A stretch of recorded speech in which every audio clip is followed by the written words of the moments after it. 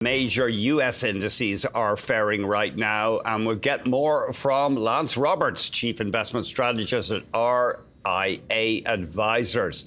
Thank you very much indeed for joining us.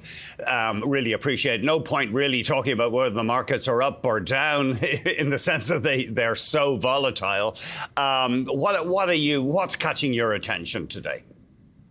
Well, I think what's important is this morning we had a little bit of fake news out early on that there might be a 90-day pause in tariffs. And, what that showed was immediately on that announcement, the markets rocketed higher by over 5%. That was just a massive move straight up on that news. That was immediately disavowed by the White House. They said, no, that's not the issue. And the market sold back off again. But what that shows you is these markets are so deeply oversold here is that any bit of good news is going to bring buyers back into the market. So from an investment standpoint, I'd be very reticent about being a seller here just out of panic. I know the markets have been down a lot over the last 2 days in particular. It's been a very sharp sell-off. But this is a lot of margin debt reduction that's going on. We're getting a lot of broad selling just across asset classes. Really no safe place to hide. So our initial reaction is to just sell everything and get out of the markets. But again, I think what today's action is showing you is that there are buyers out there, and there's a good bit of pent-up demand. And any bit of good news on the negotiation front for tariffs could lead to a fairly strong short-term rally. The market has gone way below its 200-day moving average, the S&P 500. And that is a metric that you attribute a lot of importance to. So enlarge on that if you would, Lance. Sure. Look, markets run in trends over time, and the 200-day moving average, it's widely followed. Markets know this average. It's where the price of the market trades above or below a certain price over the previous 200 days. And when markets crack, Sorry, I think we froze there on Lance. We'll try and bring him back.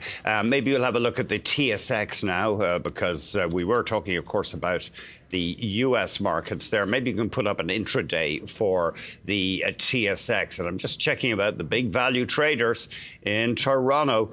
TD Bank and Bank of Nova Scotia, both down more than 3%. They are the biggest trading in terms of dollar value right now in Toronto. Royal Bank down a bit less, about 2.5%. Shopify, interestingly, relatively speaking, holding its own. It's down only about 1%. But here is a headline from Bloomberg. Merchant sales growth may face sharp cut because anything that interferes with international trade, not so great for Shopify's growth and sentiment on that stock. There's the TSX. So you can see we are down. Maybe we can have another... we got Lance back. Lance, thanks very much. Sorry, we lost you there.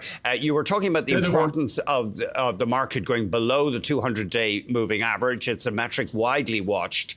What are your thoughts on that? Basically, the thing is that is an important level for markets to watch. There's a lot of computer program trading at that level. Hedge funds watch that. Pension funds watch that.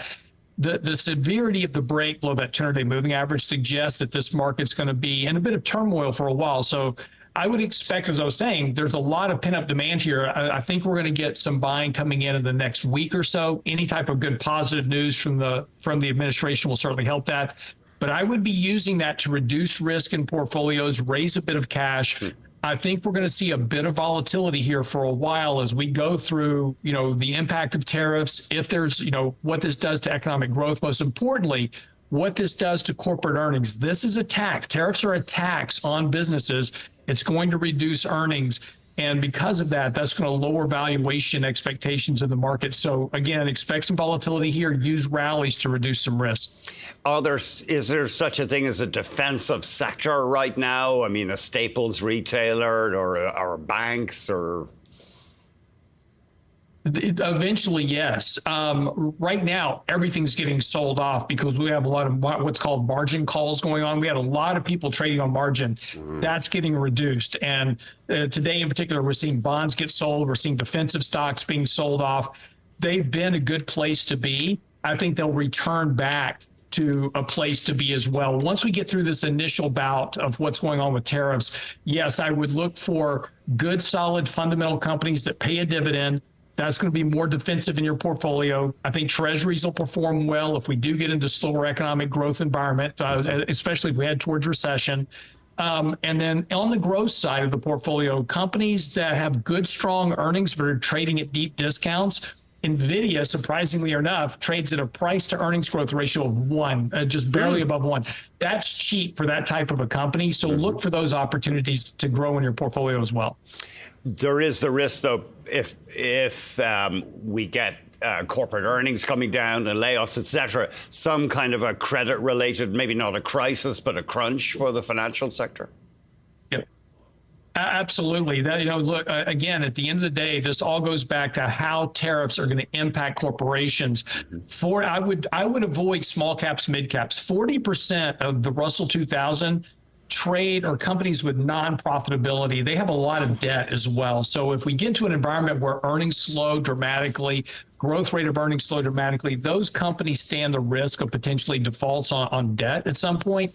So that would be an area I'd be careful of, right? So when you get to a recessionary environment, that reduces earnings, that reduces revenue, and that's going to impact companies that are heavily levered. So if you're looking at companies to buy, particularly through this and somewhere to kind of navigate, be careful of the leverage they carry. Russell 2000, by my numbers, is down 27% since late November. So it's been ugly there. Yes.